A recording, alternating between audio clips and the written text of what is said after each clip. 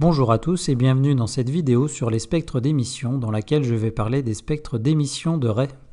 Il existe deux types de spectres qui sont donc soit les spectres d'émission qui sont donc obtenus en analysant la lumière directement émise par une source ou les spectres d'absorption qui sont eux obtenus en analysant de la lumière blanche ayant traversé un gaz ou un liquide. Je vais m'intéresser uniquement au spectre d'émission et plus précisément au spectre de raies d'émission. Donc pour obtenir un spectre de raies d'émission, on utilise donc une lampe à vapeur qui est en fait constituée donc d'un gaz à faible pression et de deux électrodes. Les deux électrodes permettent d'envoyer des décharges électriques dans ce gaz qui est excité et émet une lumière. Pour analyser cette lumière, je vais utiliser un prisme et un écran.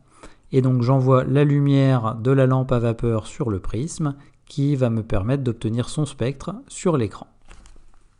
La lampe à vapeur utilisée ici est une lampe à vapeur de mercure. J'obtiens le spectre suivant. Je constate que ce spectre est constitué d'un fond noir sur lequel il n'y a que quelques traits colorés que l'on appelle des raies qui correspondent donc aux raies d'émission du mercure.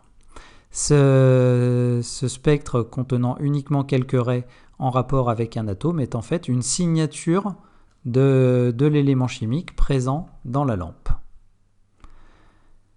Donc, un spectre de raies d'émission est un spectre contenant une ou plusieurs raies colorées sur un fond noir, et chaque espèce chimique possède un spectre d'émission qui lui est propre, c'est un genre de carte d'identité.